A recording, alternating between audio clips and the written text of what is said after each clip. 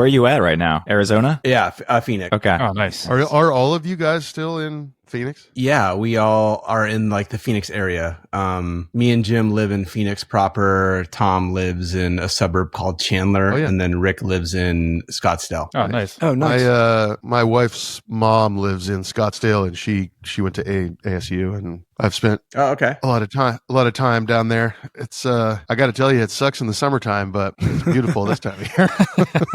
Isn't that everywhere? Character building is what I say. Yeah, I don't know if humans are supposed to live in a place where the street signs melt. That seems like a tad extreme. Yeah, it can get, and it's getting worse. Oh, yeah. Like this summer was insane, and yeah, there is a little bit of a Mad Max environment here because at some point, like the water is not going to be there, you know? Yeah. We're enjoying it while we can, but there is at some point probably going to be a delineating line that's like, okay, we should probably move if we want to have access to water and stuff. Resources, yeah. It makes sense why there's so many malls in Phoenix, because you just want to get in the air conditioning as soon as possible. Yeah, the mall walking community here is pretty amazing. If you go to a mall like, on a week in the summer in the morning, like it's pretty cool. I was trying to find it. I've gone to a bar there with some friends that I can't remember the name of it now, but it has the Specials like dancing ska guy as the logo on the sign. Does that sound familiar? Has an amazing jukebox. Anyway, This is in Phoenix? yeah, Phoenix. I might be in Scottsdale. That's like being like, oh, you're from Phoenix. You know my one friend. No. I mean, you would know. It's like a punk bar. It's got, it's like a ska bar maybe, which is like a weird ska thing. bar. I'm not super hip to the ska crowd, so I'm not familiar with what that is. That was so sick. It's a ska bar, you know. There's actually if you guys ever come to Phoenix, if you guys are ever here or on tour or whatever, there's a great bar here called the Dirty Drummer, and they have awesome merch. You can get it's got they have great wings, and it's a really cool vibe there. But so we do have cool bars here, but they're just not. I'm not familiar with the ska guy bar. Oh, man. All right, most people are going to know who you are, Zach, but we should say Zach Lynn, Jimmy Eat World, formed in 1993, 10 albums, 7 EPs, 5 live albums, 23 singles. This is all from Wiki, so I'm sure it's accurate. And definitely when we got this planned, I went on a little odyssey listening and watching things. I forgot that you guys have the honor of having the biggest star on earth dance to one of your songs in a commercial. Taylor Swift dancing to the middle in an Apple commercial. Yeah. Kind of right when she was becoming like the biggest thing in the world. That's pretty fucking cool. Yeah, that was kind of a big deal when it happened, at least. It was, and I guess what we heard is that like it was a commercial for Apple Music, and what we had heard is they wanted her to pick a different song, and she was like, "Nah, this is it. This is the one. Like this is the one that I was literally singing to my microphone into my brush as a microphone as a girl." So like, sick. She was cool that cool. she did that, because I mean, like with someone that big, it's like, it's pretty. It's a nice little way to get your name out there. Yeah, I'm sure that you saw a severe uptick in streams for that song, or just searches. I'm sure like everyone was like, "What is this?" Yeah. What year was that? That song is sort of something else. It has I don't know. I think it was. I want to say it was right when we were getting ready to release Integrity Blues. I want to say so. It was probably like in 2017-ish, around there. Okay. 2016. Gotcha. That seems so close to me. I'm like, oh, that was like a couple years. I know. Like that drives me crazy how my brain works now. Like 2015 is still 5 years ago to me. There was some meme I saw recently that was something like 1999 is the same distance from today as like 70 whatever is from 1999. And I was like, fuck. It's getting weird. It is getting weird. Like people born when I graduated high school can now drink alcohol, which is just really rough. Well, now you guys just celebrated 20 years of Futures. Yeah, which is wild to me. It is weird. It's like all these crazy birthdays come about because you have 10 albums, and we released a lot of those albums in the fall time for some reason, and so like the fall is like, oh, it's a anniversary birthday time. Yeah, it's overwhelming sometimes. Oh, I'm sure. Yeah, trying to keep up with it. Zach, I was going to ask you. I didn't realize you guys formed in 93 is that accurate? Is that wiki correct? Yeah. So we started rehearsing in 93. It depends on what you define as the start of a band, which is maybe a good debate. But like we started rehearsing and playing together in 93 toward the end of 93. And then we played our first show in the beginning of 94. So, okay. But even still, I feel like that was prime. I was going to ask because I think of I think it's amazing that you guys have never, publicly, you've never stopped. I don't know if you've had like internal hiatus. I'm sure you've taken breaks or whatever, but you've never really stopped. And you've never really, I think I read there was a change in bass player like really early on, but otherwise it's just been the same lineup, which is crazy. That's really rare these days. Yeah. But also that you guys you've changed over the years, but not a ton. I mean, there's definitely we want to talk about influences and all that kind of stuff because there's always one or two tracks on a record that really leans post-hardcore, I would say, or like heavier rock. And then you have the emo stuff, you have the pop rock stuff, you have just straight rock stuff. But like when you got together in 93, 94, were you looking at, I assume you were looking at bands like Hum or, any of these bands that were like kind of big rock bands at the time. I feel like you were lumped in with all that sort of stuff, and it's amazing that you guys are still around. And most of the bands are either gone or they're still around, but like nobody really knows that they're around. Yeah, I mean, it's back then when we were just starting out, the bands that we were all collectively really into were bands like Fugazi, NoFX. We loved like old pop punk shit. Propagandhi was a band that we loved. Yeah, like kind of like the sort of, kind of the cross between sort of like the more Fugazi kind of punk stuff and then like the sort of more poppy stuff. We liked all of that when we first started. And then it kind of gradually grew to, becoming a little bit more melodic and less punky. And that's been kind of like a journey from then to now, pretty much consistently. Yeah. We try to be ourselves, but we also try to do things differently from album to album. I think partly just to keep ourselves interested. I think typically if you look at our albums, you can track so, Clarity is a good example. Clarity is an album that's like very much like a studio album and very much like, let's just throw the kitchen sink at it. And so we kind of felt like that might've been our last time to ever record an album on a major label budget. So we just kind of, let's rent Timpani today, or let's we just kind of did everything we thought we never could do, Yeah. So Bleed American was kind of also Bleed American was different because we had to pay for it ourselves. So it was a little bit more slimmed down production, but it was also creatively we simplified it just because it was a difference in clarity.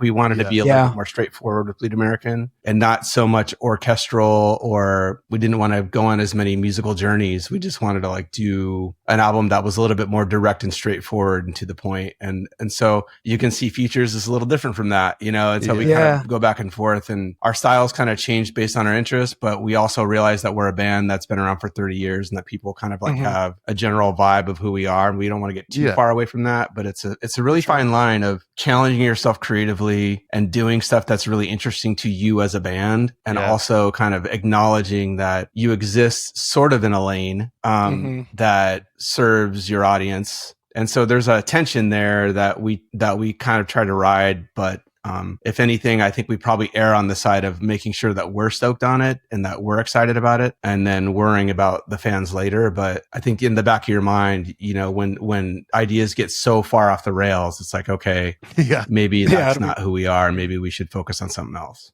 Yeah, that brings up that's crazy that you guys had to pay for. Was that just because of the between label bullshit of the time? I think that throughout the course of our time at Capitol, it was really difficult because I think we were in a band that was just out of place. We probably shouldn't have been signed. We were trying to make headway into a company that just I think fundamentally didn't really care because they had so little invested in us that we were kind of in no man's land there. Mm-hmm. Who else was on the label at the time? Who were you competing against? It was the Beastie Boys, Johnny Depp had a band that was on Radiohead, we were so to put it in perspective.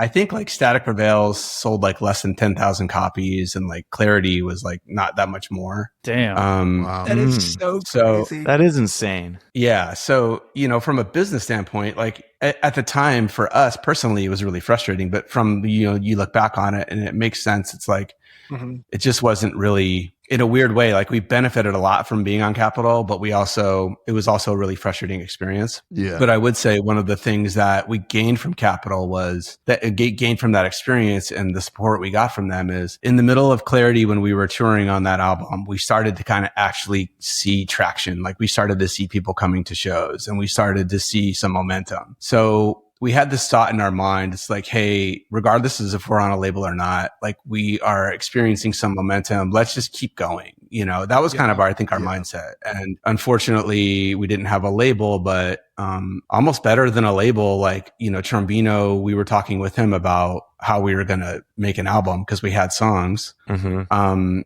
he was just like, well, let's just make an album and then we can figure out how you guys pay me later. Whoa, and so that's sick. Oh, wow. That's cool. Wow, that's cool. So we were really like, with that kind of unlocked everything for us because we had enough money saved from touring that like we could cover studio costs and mixing and all that barely, but we did it. But yeah, I think it was just kind of like sense of we had some momentum, so let's just keep going. And that was it. Yeah. I was just going to ask, like, how much time did you actually spend writing and recording Bleed American? It sort of came together over a long period of time. I think after Clarity, we were just getting into like recording ourselves, multi-track recording and digital recording and stuff like that. So Jim would do some demos that was kind of the start of like Jim doing demos on his own. So he would kind of bring stuff to us and he was kind of the only one in the band that like knew how to do that stuff. So it was kind of, he'd bring in ideas and then we'd kind of, work on it as a band. And I would say, I mean, we released, it was pretty quick because we released Clarity in 99 and Bleed American came out in 2001. So, and then we also had some holdovers from Clarity, like Sweetness was recorded during Clarity. Oh, really? Whoa. Yeah. I didn't know that. Yeah. It was recorded at the end. It was actually, we recorded it. It was one of those songs that was like, you're finished with the record and then you write a song that's like, oh, let's put this on the record, when the record's done. And we showed it to Capitol. We recorded it. We showed the final version to Capitol and they're like, nah. Oh, really? That's dude. the I love that typical label. I bet Capitol now, I bet that when they write the book on that label, that will be a moment where they were like, boy, did we fuck up real bad. It also just shows that some of those major labels, not to just talk shit on them, but they just sometimes don't know even what they're doing. Like you put a bunch of older people in there, they're like listening to your songs you worked hard on, like, yeah, this one's not a hit or this one, this, and it's just funny. That's like the example of showing that. Mm-hmm. Well, we have a theory. I mean, our feeling was that with Clarity that it wasn't even going to come out. I don't think the label even cared to add a song to it because I don't think the label was planning on giving it a release. Wow. I think it was gonna probably I think if Capitol had their sort of their way, it probably wouldn't have been released. But what was funny about that is our A&R guy sent K-Rock kind of on the DL, like delivered a Lucky Denver Mitt as a single to K-Rock without really telling the label or anything. And so K-Rock added the song. Oh. And so as soon as K-Rock added the song, the label was like, and we didn't even have a release date. It forced their hand. That's awesome. Forced their hand to release the album. And then the week the album was released, K-Rock dropped the song. That's amazing. So it was kind of this weird, like, I think just Hail Mary by the A&R guy, a guy named Craig Aronson, who's no longer with us, but a great guy and really championed us. He tried his best to like get the company excited about what we were doing, but it was very much an uphill battle. But yeah, like if he hadn't have done that, I don't think Clarity would have been released. Whoa. Wow. Yeah. That's pretty crazy. I was going to say, when you're talking about Trombino, I guess I never really, the pop punk stuff being an influence. I mean, it's obvious, but I never had really, because you guys came up with, Mineral and The Promise Ring and all that sort of stuff. I kind of always assumed that the influence was in that kind of same thing, but was picking Trombino like a big thing of that? Was it the drive like Jehu, the rocker from the crypt? Like, was that stuff really why you wanted to work with him in the first place? 100%. It was all because of like Jehu and, the work that he'd done with other bands that we thought was really cool. And we went to San Diego before we did Static Prevails. We went to San Diego to just record a few songs with him, just to kind of like,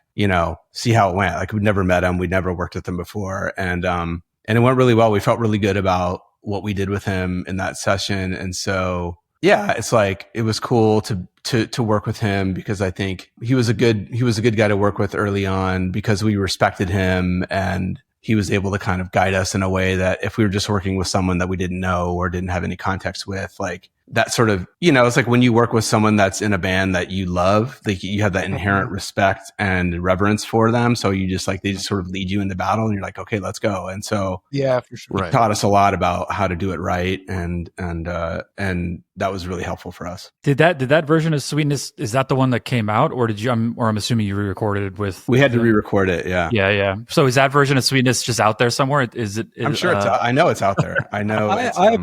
Be cool. Yeah, I have a question, because this might be a fever dream like Jordan's ska bar, but did y'all in between Clarity and Bleed American, I'm gonna admit it, we were like, me and my brothers were so ready for New Jimmy World. I think we had versions in between that were like demos, or maybe they came out before, or am I mistaken? There was a Sweetness demo, I felt like. Sweetness, and then some, I think there was a couple more because before Bleed American actually came out, we illegally downloaded them and played the shit out of them. And I just remember when Bleed American came out, it sounded different. It was different. So I don't know, did it like leak, or did y'all release them, or am I? I think we leaked him. I think Trombino put him out there. And I think for us, it was just like getting people, like, it was interesting because it was getting people excited about what we were doing musically. And I think that worked. Yeah. I mean, I think that we started hearing people, without even Sweetness being out, people were like singing along to it at shows, because we were playing that like in the Clarity era. So yeah. I mean, I think that, I don't remember exactly how it happened, but I want to say Mark leaked them. Nice. I just remember just annihilating those. It was like one of those times where we just like wore the CD out. But was it on? I'm trying to think. Where that wasn't on the like singles. Yeah, it was. There was like that release singles on Big Wheel. The Japanese edition. Says it has Sweetness on it. I have demo. That's entirely possible. Yeah.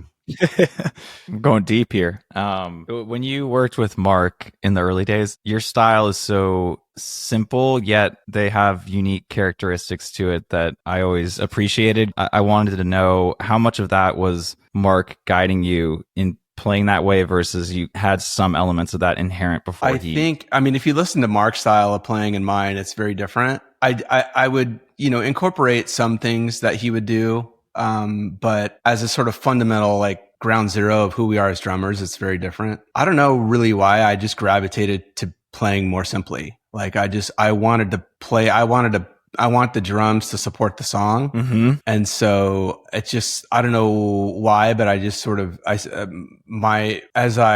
especially in the studio early on, like a good story is that we started recording Static Prevails, and we had to record that album in 2 different sessions. And the first session, I show up to the studio and we're recording at Sound City in LA, which is like this insane, like, Fleetwood Mac Rumors and Nirvana Nevermind and Rage Against the Machine's first album, and like, insane studio with all this history, Weezer, Pinkerton, and so we're in there, and last but not least, Tom Petty Wildflowers was recorded there. So it's like we were in there, and I didn't know how to play to a click. So we didn't really even plan for that. We didn't really even know I didn't even know what that was. So we're recording Static Prevails, and I'm sort of lost. And Mark is like really frustrated because it's like, dude, this is not like, this needs to be more solid.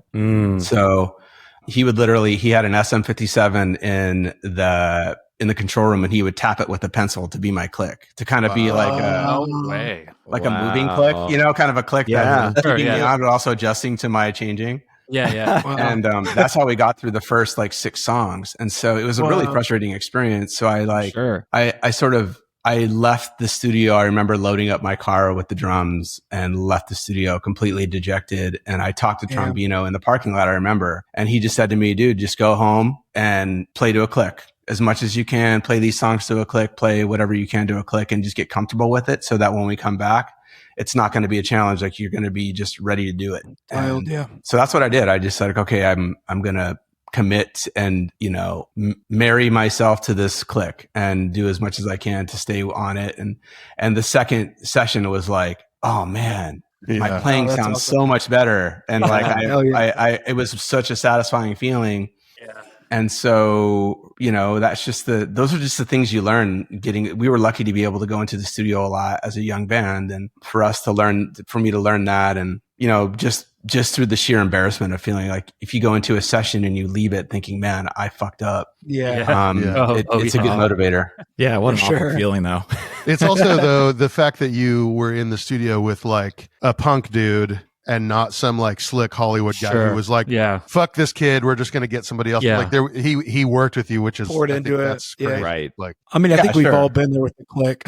I mean, the first time I played with click too, I was like, the fuck is this? Yeah. Like, you're just like, what is all you do is like think about it. You're like, oh God. But now it's like, it's just funny. Yeah. I mean, it's a important lesson. That's what I try to tell. It's not like you have to play to a click all the time, but when I teach kids, I'm like, if you're not practicing to a click, like you're shooting yourself in the foot, because if you want to get a gig later on, the one thing you got to be is in the pocket. And if you're not doing that, then like, you're not going to get the gig. It doesn't matter how flashy you are, how awesome your fills are, or, and so and for me, I think that's just always been my focus, is consistency and how I hit the drums and being in the pocket are the two things I care about the most.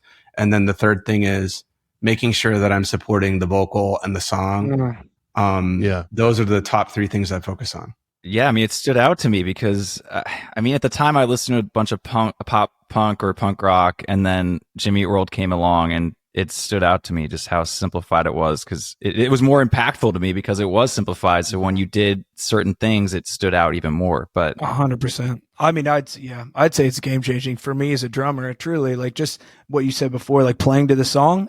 I truly feel like you were the first for me as a drummer. I was like, oh shit, like that's so much cooler than just being like, the hold on, like how many fills as I can play as possible.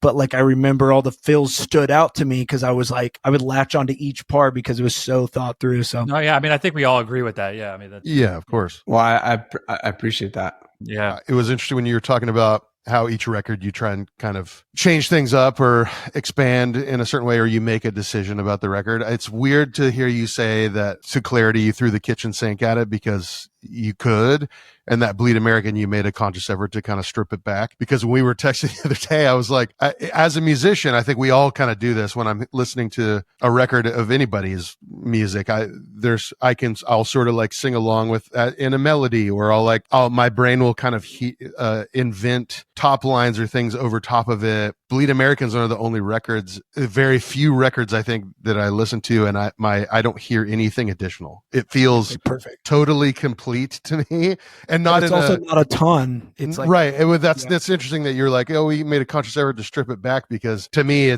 I don't know what else you would add. Yeah. Well, it's interesting because like there's always, I think, depending on how you use layers, there's always something you can add. There's never really a point, depending on how tasteful you are with doing things. Like, it is interesting if you listen to Bleed American and then you compare that with Futures, like Futures produced by a guy named Gil Norton.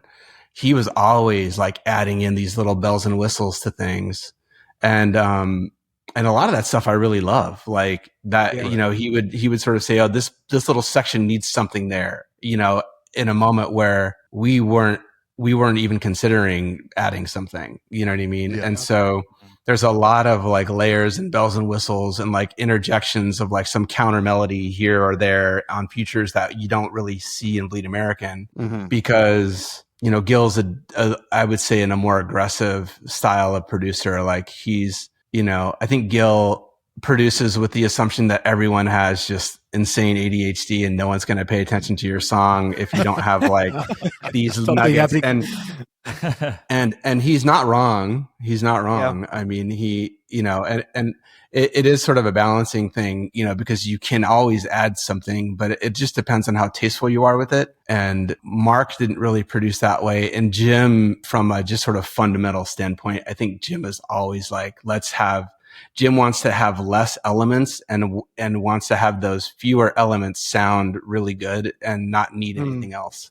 So that's kind of his fundamental stance. And so for the most part, we do keep it simple, but there are times when we work with people, like working with Gil was really nice because we learned how to do a lot of that stuff. And we learned how to think about songs in a way that, you know, for instance, like we were working on Polaris and Gil Norton said, this song is an amazing song, but no one's going to pay attention to it because the best part of the song is the bridge. And he says, we need to figure out a way to leave enough breadcrumbs to get the average Joe listener who doesn't give a shit about your band to get to the bridge to hear it. So we never really thought of it that way. And so we learned that from him, and also working with a guy like Justin Meldal Johnson, he's a little bit like, he's also more into like adding things when you don't necessarily hear it.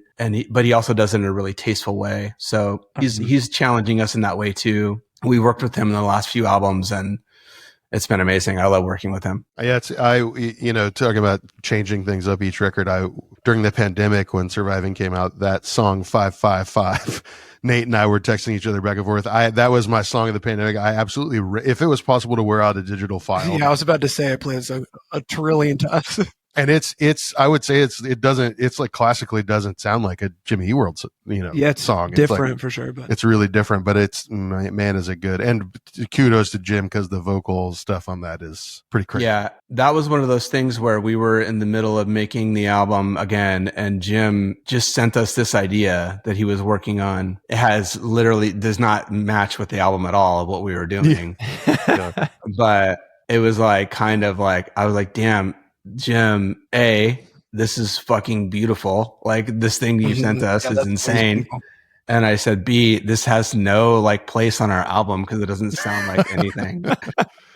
And, but in the end, I think we realized it's like, this is too good to not put it on an album. It needed to be on an album. And we've had regrets about stuff like that in the past where we had an album called Chase This Light and there's a B-side of that album called Be Sensible, which I think is one of the best songs we've ever made. And we just, for whatever reason, we fucked up and decided not to put it on the album because I can't even remember why. And I remember we were working with Butch Vig, and that was the one thing he kind of kept saying. And Butch is is one of the nicest people to work with. He's the nicest dude. And he was very kindly, gently reminding us, like, this song should go on the album. It's really good. Like, you guys should put this on the album. Like, very nicely, never like raising his voice. He was just like, and we kind of ignored it, and he was totally right. So I think when you get a song that you feel like is like, oh man, this deserves to be heard. Mm-hmm. This deserves to be on an album. Like we decided just to put it on and just deal with try to figure out a way to sequence the album where it made sense. Yeah.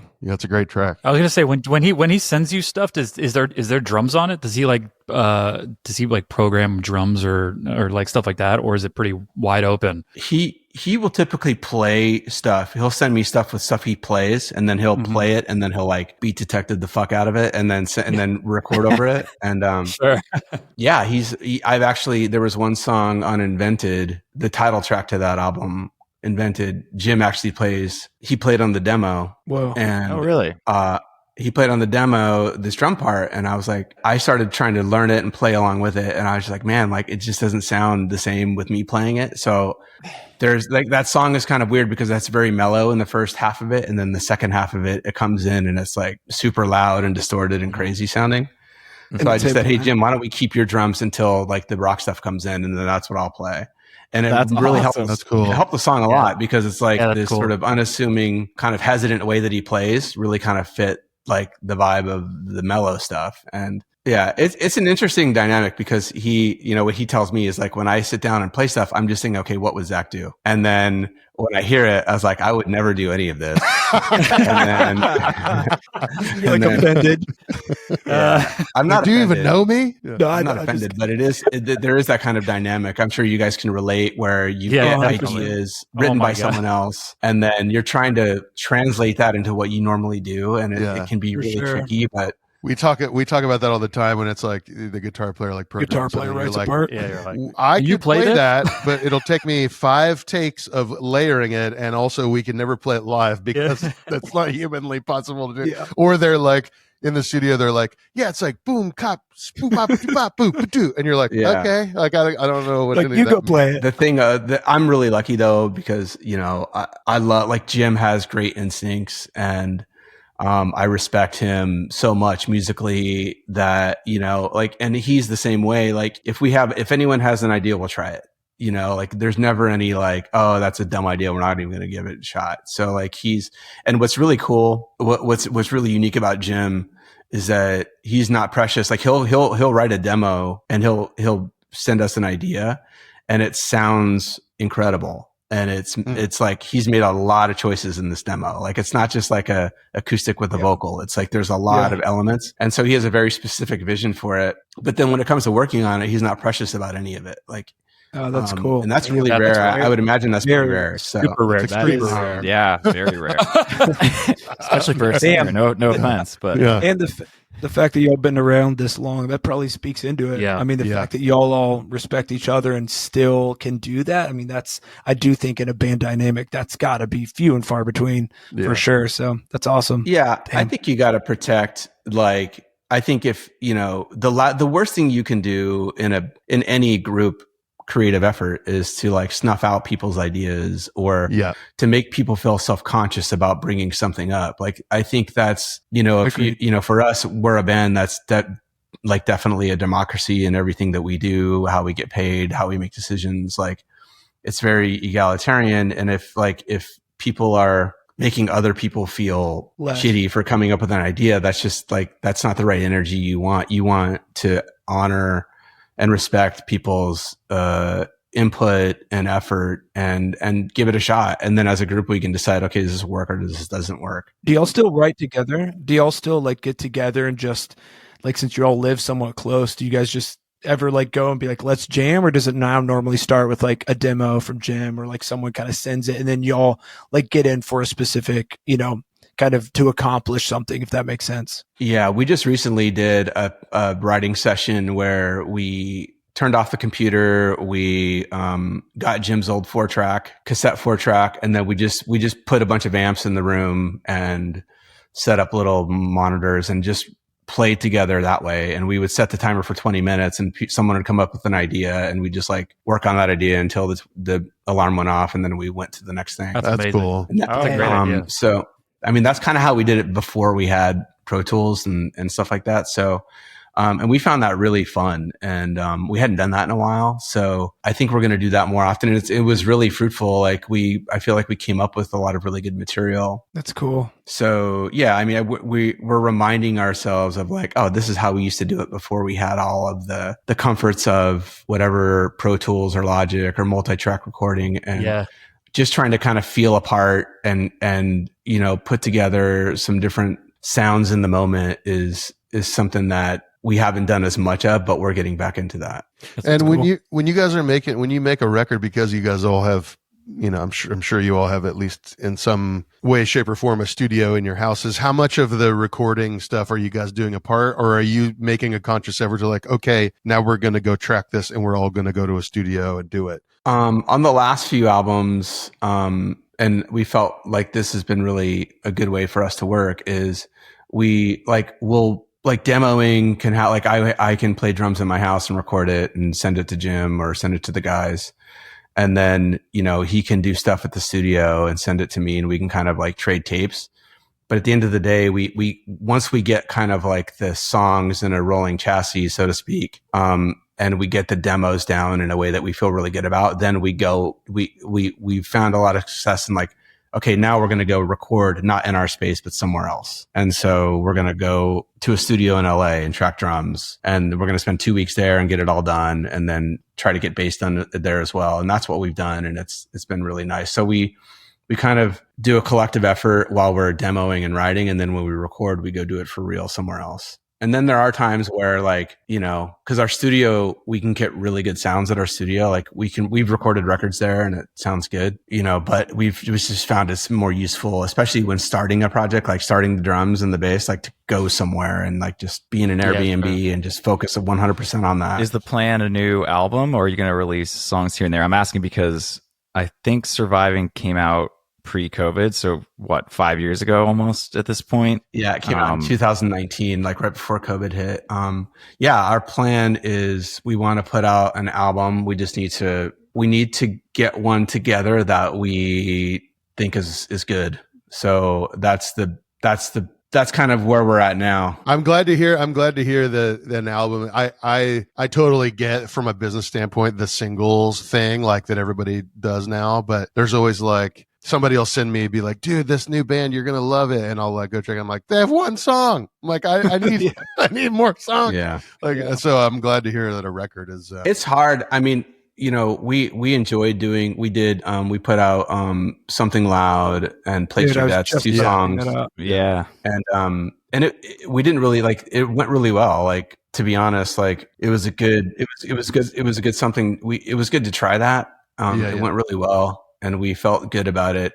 But then after the second song, we felt like, man, we need to like, because we did deep dives into those songs. We spent a lot of time and hours on those 2 songs, and we're like, why didn't we could have just made a record with all this. Yeah.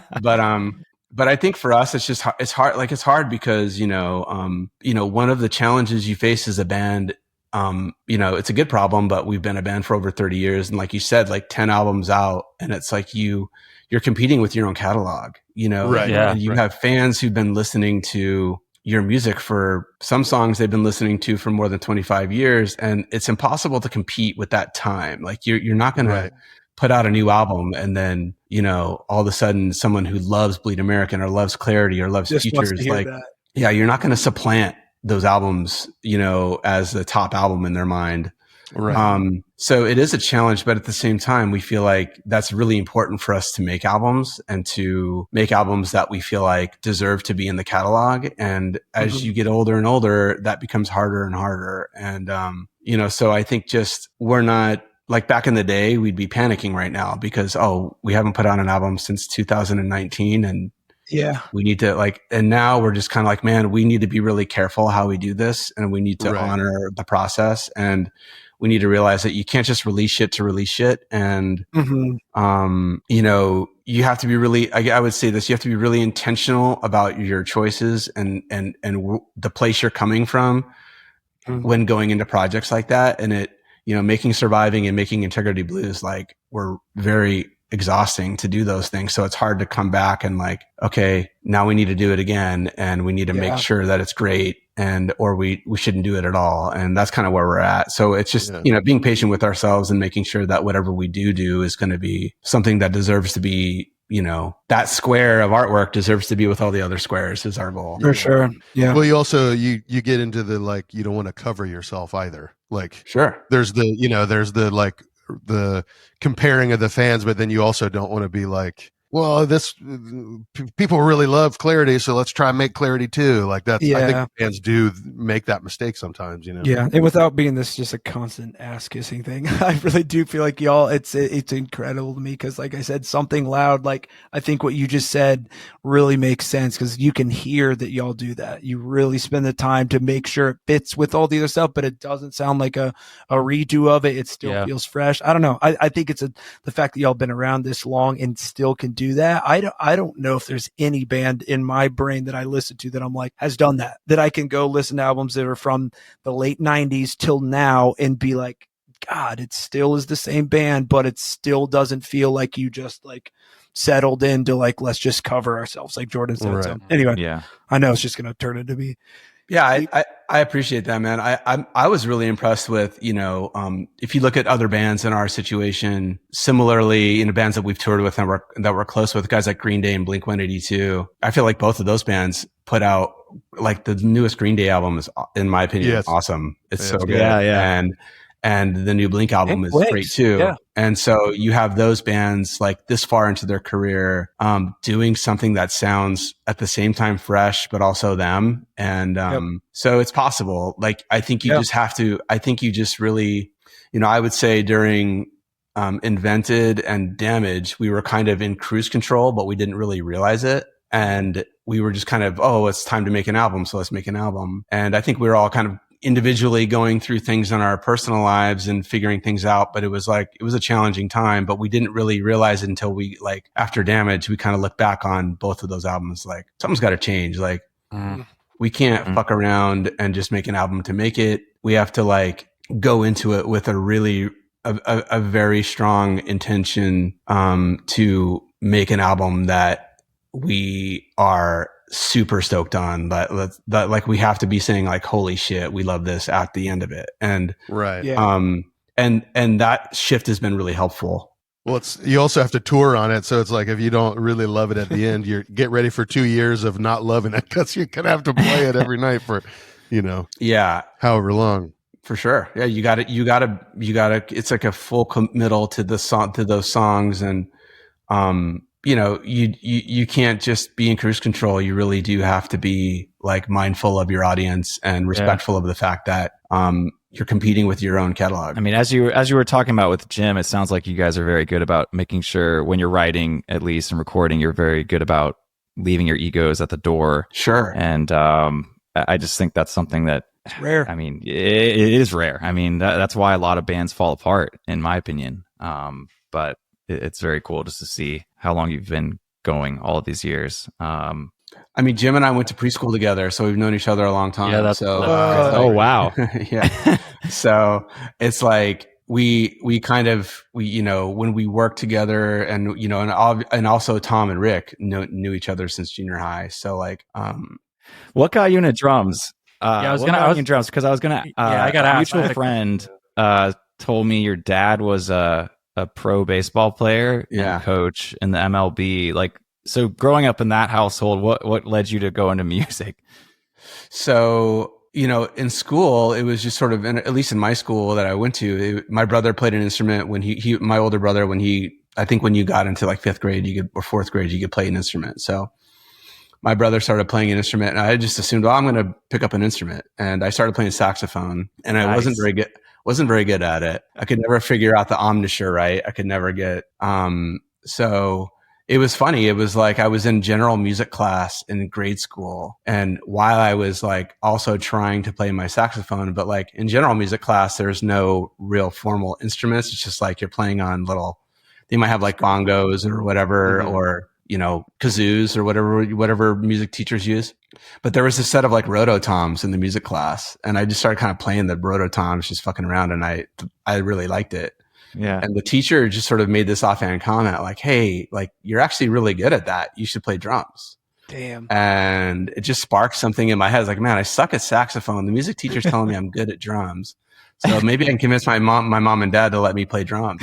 And I convinced them. It's a hard one. Nice. Yeah, it worked out. They let you play in the house? They let me play in the house. Yeah. That's there wild. you go. My parents have always been super supportive. Yeah. That's cool. That's cool. I was going to ask, what's influence wise? I'm always curious, what were influences coming up as a drummer that you gravitated towards? I'm just curious. I think a lot of my influences are not necessarily drum specific. It's just the bands that I listened to the most when I was younger. I listened to a lot of MTV top 10 hair metal shit, Bon Jovi and Def Leppard and all that stuff, and loved all that stuff. But when I started getting really serious about listening to music, I kind of fell in love with REM and U2 and early U2 and The Cure and Mighty Lemon Drops and stuff like that. And I think I just got inspired, and I was definitely influenced by all those drummers, not from a drumming perspective, but just more what's happening in the song and how the drummers are supporting it.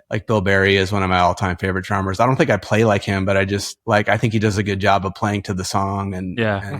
And Larry Mullen Jr. is the same way. He always did interesting things that fit the song. And he came up with sort of cool patterns that sort of are iconic in their own way. Totally. But that also fit the song. You've done that before. Lucky Denver. It's that's one of the most, to me, one of the most iconic drum. Somebody could play that on the drum. That's the only part that I'll play in within 2 seconds. Yeah. Know what it is. Yeah. It just stands out. It's that's it. I think it's crazy that all those bands you listed, I can fully hear that though in me the too. music. Yeah. Like I was trying to think the other day, like especially like the hair metal stuff, like the Something Loud track is a great example of like indie rock, pop punk, emo stuff that is like Guitar God stuff. So there's like the music is like pop, but there's always like harmonics and like kind of real rock guitar stuff. And I feel like you guys have that. There's like some of that stuff kind of comes out. The Something Loud track is a perfect example of that. It's weird to hear you, like, you wouldn't think that like the Smiths and REM and like Def Leppard could live in the same world, but I feel like you can hear it. You guys do it. Sense. Like it really does come through. Those bands make total sense to me. Yeah. It's hard because like a lot of times people will ask me what my drumming influences are. And of course I love I love watching Dave Grohl play or listening to Led Zeppelin, like all the pat answers. But in the end, I think the drummers I love the most were just played in the bands that I love the most. And I didn't necessarily clue into like, I didn't sit down and try and copy them, but I think I just by osmosis, it just goes into it kind of seeps into your DNA listening to it so much. And then when you make choices, you're going to be inspired by those choices. So I think all those people you named too are like musical drummers. They're not like drum god people. They're like band drummers that like do no one's going to the Bill Berry drum clinic at Fort Smith Drum Center. You know what I mean? But he was amazing in that band, and like I felt like REM really lost something when he left that band. And I actually talked to a dude who used to work at IRS Records about that when we were getting when there was a bidding war for Bleed American. And which is insane to think of that there was a bidding war. Yeah, we got to meet with all these like executives, and the dude who like ran IRS was like the MCA head, and like I was talking to him about how I love Bill Berry. And anyway, but I'm sometimes lost on that because I don't have any specific. No, it makes sense. I mean, it's difficult to do that. I mean, to be a musical drummer, in my opinion, is more difficult than having all the chops shredding. And just shredding and all that stuff. I agree. Playing for the song is difficult. It really is, and coming up with a part that does support the song like I said, in my mind is much more difficult than like being able to like, for lack of better terms, vomit over all over a drum kit, like. Sure. Yeah. There's definitely drummers out there that I think do an amazing job of like what I sort of aspire to. Like Joey Warnaker is one of those drummers that's like, I would say that the talent, like he gets shred just as good as anybody, but like the way he plays, especially if you're able to go see Beck play live and watch him play. And even that whole band, like Beck's band, if you go watch Beck's band play live, it's a masterclass in tasteful restraint, musicianship, the way they use dynamics, the way that it's truly incredible. And so like when I saw them play one time, I'm like, man, that's it. That's the goal. Like, yeah. I was going to ask about, you talked about you guys are all still in Phoenix or different parts of Arizona. And one of the bands that we love, is the Killers. I don't know how much of it is knowing that you guys or the Killers are from the desert or how much of it is just association or visual or whatever. But I feel like both your bands sound like the desert to me in some ways. And I'm kind of wondering, like, do you feel like the place that you grew up has had an influence on the music? Like to me, when I listen to the Killers, I'm like, that's not, especially nowadays, like that sounds like Vegas. Yeah. I feel like you guys, it does, maybe it is association, but like Bleed American specifically, when I listen to that, I hear Arizona. Like, does that make sense? Have you heard that? It has an impact, even if like kind of in the similar way of being inspired by other drummers, like just, it's impossible not to grow up in a place and not have it shape you, not have it shape your choices in some way. I don't know if I'd be able to point it out. Or I don't know if they'd be able to draw a direct line, but of course, like I guess I don't know much about.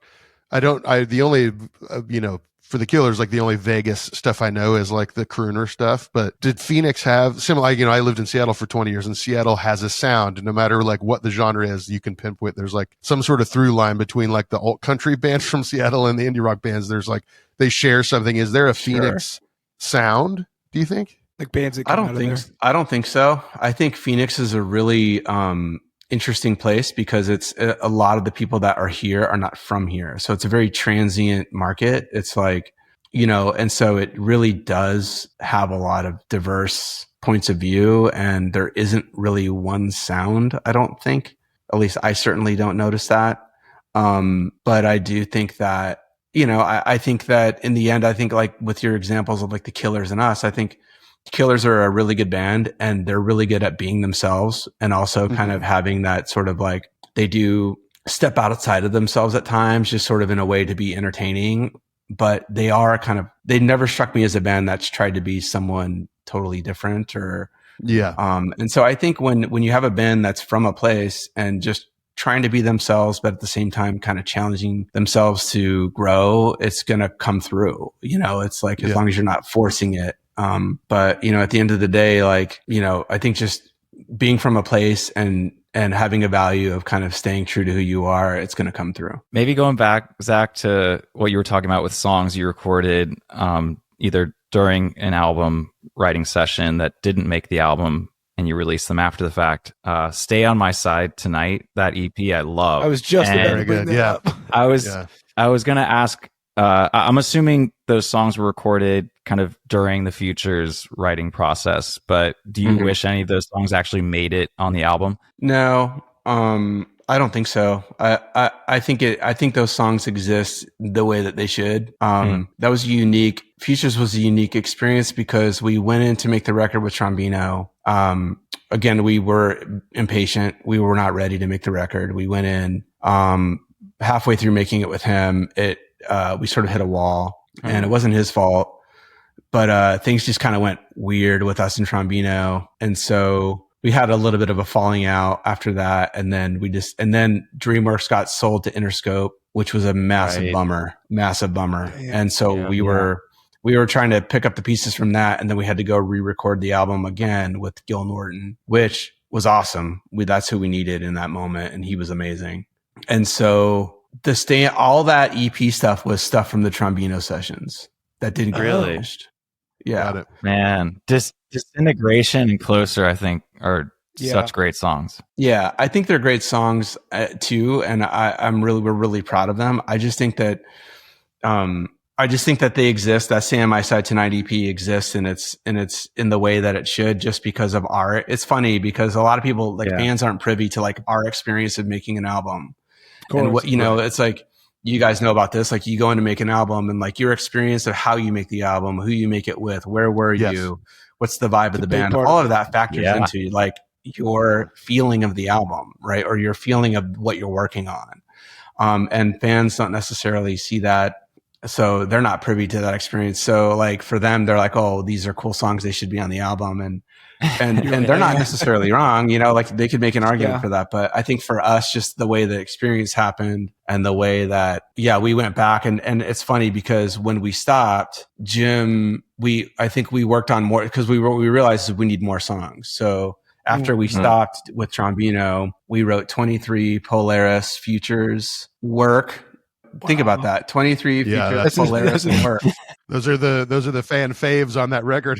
If we just decided to make the record with Trombino, those songs wouldn't even exist. Yeah, that's insane. Wow. It wouldn't have been called Futures as an album, probably. So I think that the way it worked out was cool, but like we are really proud of that EP, and it's for an EP.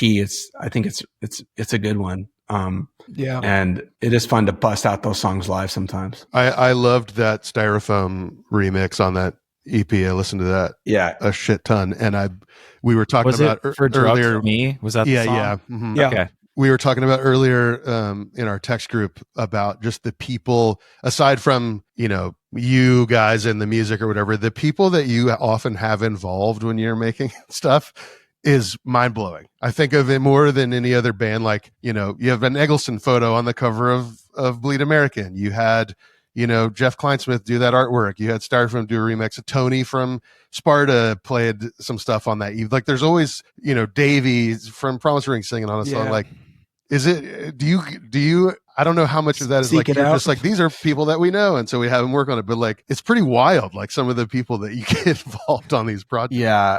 The Davey thing was just because in the song, Jim says, "Come on, Davey, sing me something that I know." Yeah. And that was written before the bridge was written. Really? Oh, crazy. So yeah, so we sent. It's funny because so the way Praise Chorus worked was the song was done. The only thing is the bridge needed some kind of vocal. And so because Jim says, "Come on, Davey, sing me something that I know," Jim had the idea of let's just send this multi-track to Davey and let him come up with whatever he wants. That's and so wild. Davey, No way. Damn. So Davey just came up with that. The Crimson and Clover over and over. Yeah. And all the, and it's funny because he's literally just singing lines that we all know from songs. Right. So it's like, Yeah. it's Davey took a very literal approach to that. That's so sick. That's so awesome. funny. But yeah, I mean, with Tony Hajar and Mark Trombino and me and Jim played drums on Disintegration, like the group drum part. Crazy. Yeah. Drum part.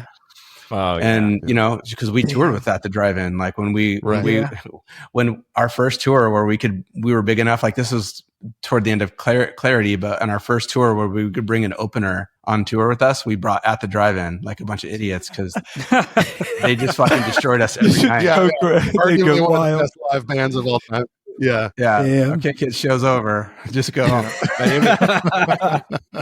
But that was hard. That was a hard tour. Yeah. You guys have toured with some wild, it's like literally like a who's who of several different scenes. It's pretty crazy. Yeah. I mean, we're pretty diverse in who we toured with, which is, I've always thought that was cool. we try to keep it in the lane, but we try to keep it in the realm of acceptability is what I would say. For sure.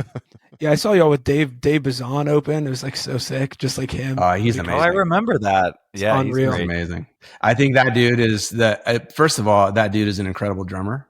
Yes, he is. Everything you want to talk about guys writing simple parts that are interesting that fit the song. He is one of the best people on the planet doing that right now. Yeah. I agree. And he's also probably the greatest songwriter of our generation. Like he's so underrated. Agreed. I think we would all kind of agree with that. I think some of his writing, it's just, and he same way where he still can do it. He'll put out stuff. I'm like, dude, how are you still able to just progress, still feel like yourself, and still just, continue to go? Also, just I'll talk about a guy with a vision.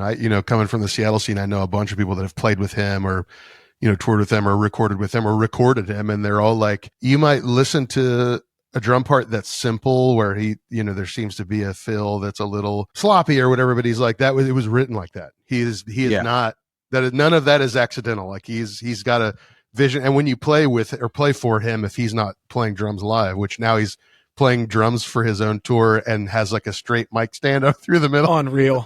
Snare, and he's singing while playing, which is amazing. But they're like, yeah, there's no like, I'm just going to freak this fill. He's like, he wants it played the way that he played it because he was so specific about doing his it. feel. He gets it. He understands how to put the puzzle together, and he's next level. Like that's the kind of, that's just like when I hear people doing stuff like that, that's what really impresses me. It's a sort of the global perspective on what he's doing, how he wants it to be, and knowing how to execute it and doing it at such a high level, is really impressive. One of my favorite musical experiences ever was, he played in this tiny venue here called the Rhythm Room when he was doing the Control album. And so Jim brought his keyboard and I brought some percussion. So we played with me and Jim played with Pedro. Oh my God. No way. And it was so much fun because I got to play like shaker on all those awesome magazine.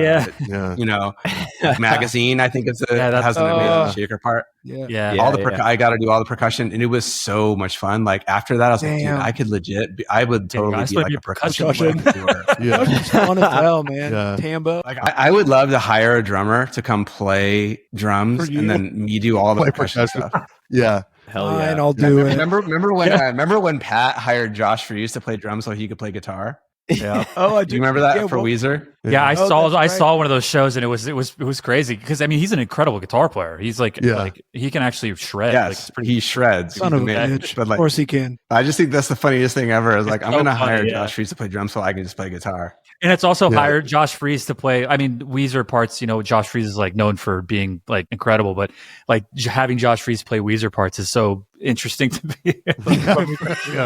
Yeah. Do we want to get into any drum nerd questions, or like we haven't really talked about drums at all? Well, I was going to actually ask you. Yeah, I was going to. Are you like nerdy about that stuff? Do you really care about drums and sizes and shells and whatever, all the super nerdy stuff? Yeah, how much have you changed? It seems like you've been pretty consistent with like what you've played. I'm big into how things sound.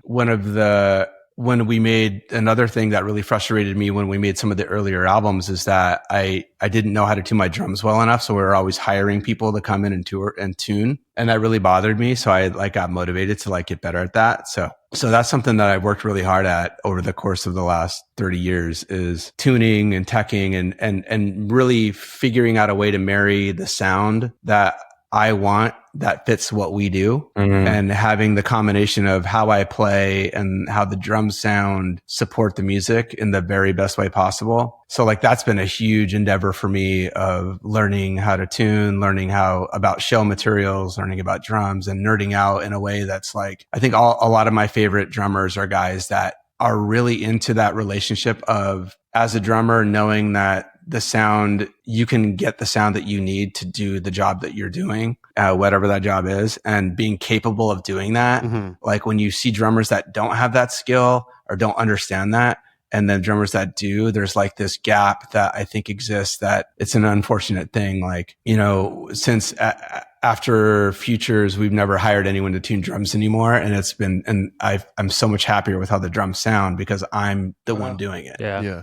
I was going to ask, were those early records where you got motivated, was it because they still didn't sound, even though it was a pro dude coming in to do it, you were it's still not what I want? Or is it more that oh damn, I just want to know how to do that? It's to me, it's it just made sense. It's listen, I'm the one playing the drums, and I'm the one that should have the ability to execute the sound that I need for the part to be the best it can be. And so if someone else is doing that for me, then it's just playing a game of telephone. It's I'm telling him what I want, and then he does it, and it's there's something missing there. So for me, it's it was a goal for me to get to the point where we didn't need the middleman and that I could execute the sound. And I think that's really important because, I go back and listen to the ISO tracks on Futures, and I'm man, I would completely tune the drums differently. Not that they sound bad, but it's just if you listen from, it's not you. Yeah. It's not it's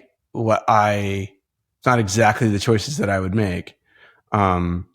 Yeah. So Chase This Light is when you started? Well, I started Bleed American is when I first because we didn't have any money to pay for someone to tune. So I did Bleed American, and I was really happy with how Bleed American went.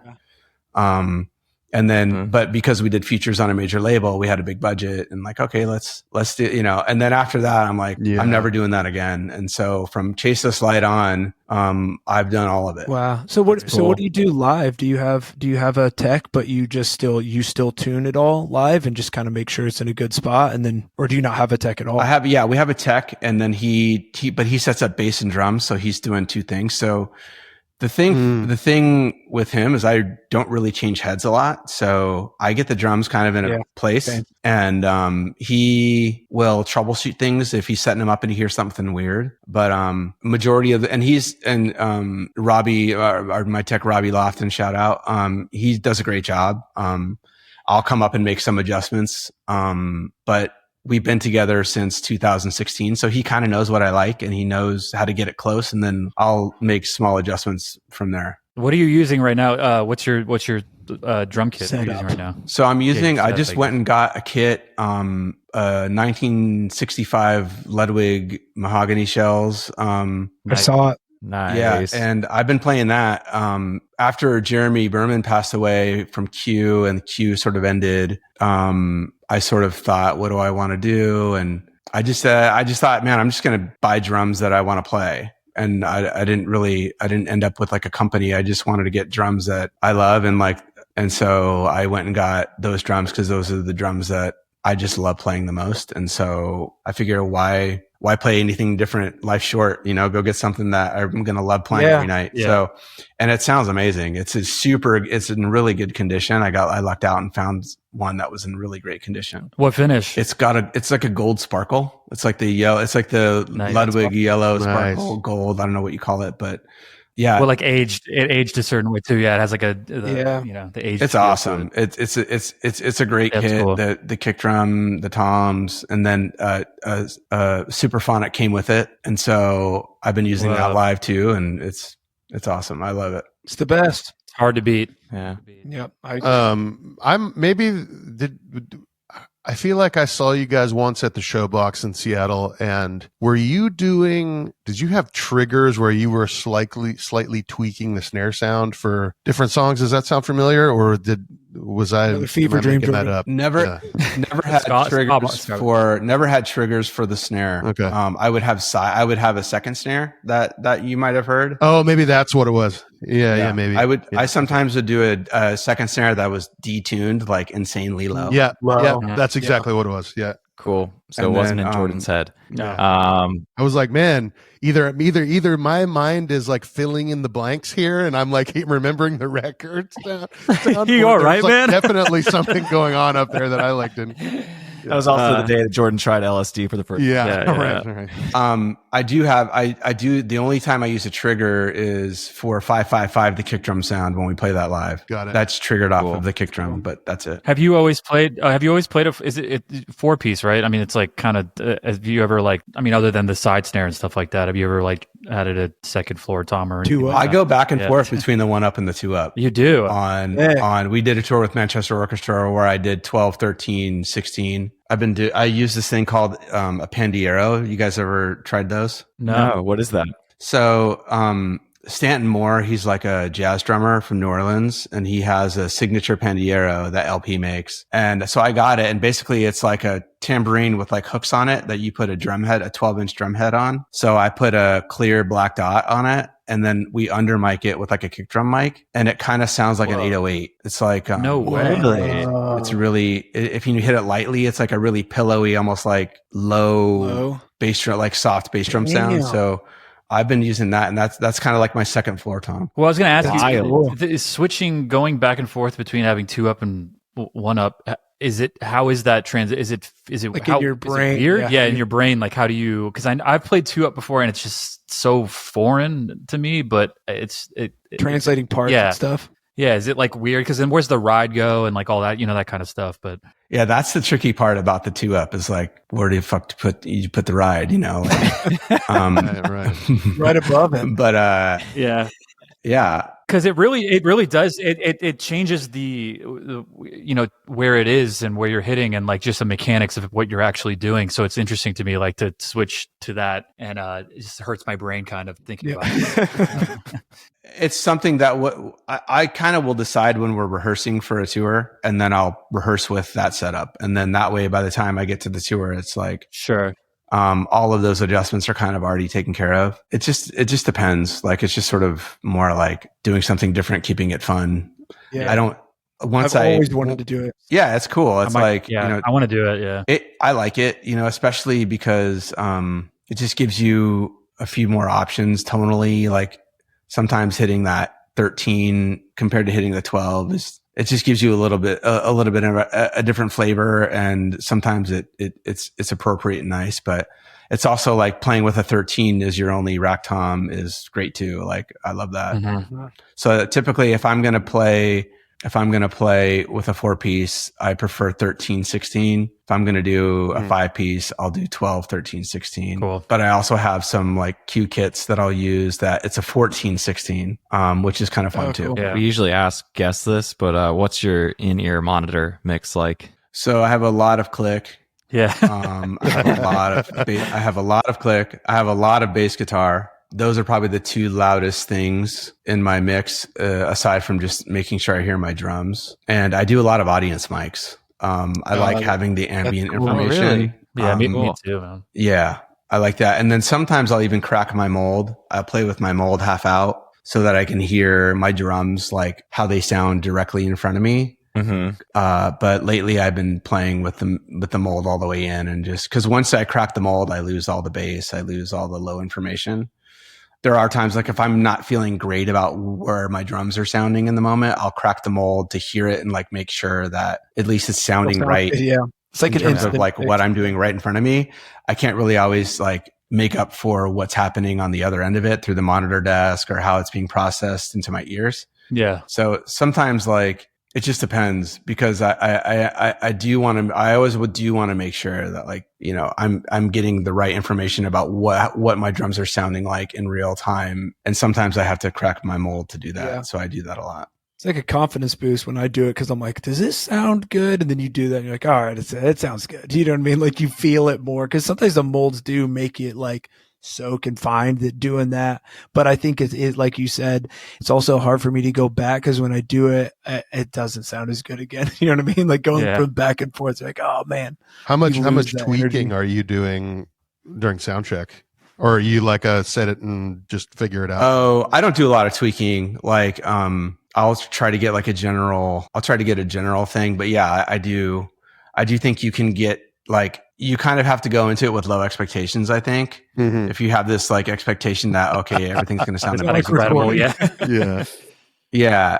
But I do think that it's, to me, I just want to make sure that I'm hearing everything balanced. And that I need to hear Jim's guitar. I need to hear the bass. And just trying to get a low mix of everything else. Like there's things I know I need. So as long as I have those things, it's fine. It's nice to have all the other things in a right balance, but it's not necessary. So I think you have to kind of know exactly what it is you need and make sure you're hearing that. And then, and be flexible after that. Yeah. Do you have a thumper? Do you use a thumper or no? I do. Yeah. Okay. Yeah. Damn. I need to get on that. Yeah, me too. Yeah, I would really recommend getting it, because I think it helps save your body. It helps save your, like, I think when you have a thumper, it's so much easier to relax and play easier. And you don't feel like you need to murder the kick drum. And, I just always found like subs always, like if I play with a sub as opposed to a thumper, I feel like I'm overexerting myself. When I play with a thumper, I feel like my body will feel much better at the end of the show. Yeah, there was a tour I did once where we played I don't remember what venue it was, but I had a sub on stage with me, but there was like a weird latency thing happening. Oh. So I would kick and just a millisecond after it would fire. And I was like, this is going to be a disaster. Yeah. I was going to ask what now? I mean, you guys have probably had, the same crew for a while or whatever. And there's a little bit of like autopilot on the touring as far as like that sort of stuff goes. So like what makes a good show? I mean, I'm sure the fans and all that kind of stuff is one thing, but like, are there any these days, do you find any like thing that you're like, this, I need to do this to have a good show, or what makes a bad show and a good show for you now? Like if your monitor's not really changing, you've got, I think as long as, for me, what makes a bad show or a good show, it all comes down to how we're playing. And if like we're all dialed in and focused and people are playing in the pocket, like to me, that's the most important thing. And then if like, obviously Jim usually is very consistent and like very rarely has like an off night. So I don't ever have to worry about that. It's just making sure that as the spacing between songs, that everyone's on the same page with like how the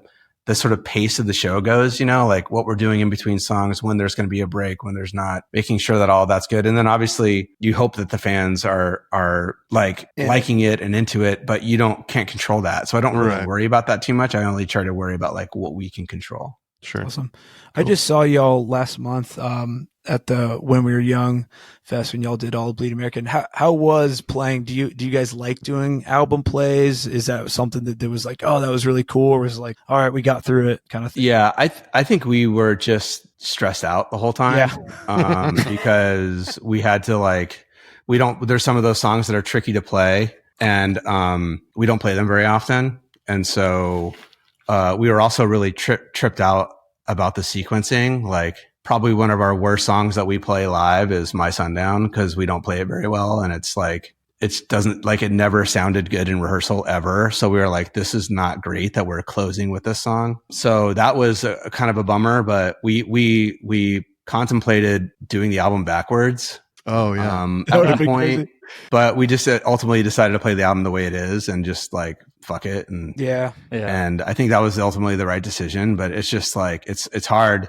I don't think festival organizers remember like how these albums are sequenced a lot. Like you're ending off on like these sort of mellow. Yeah, they don't care. bangers. Yeah, they don't care. Yeah.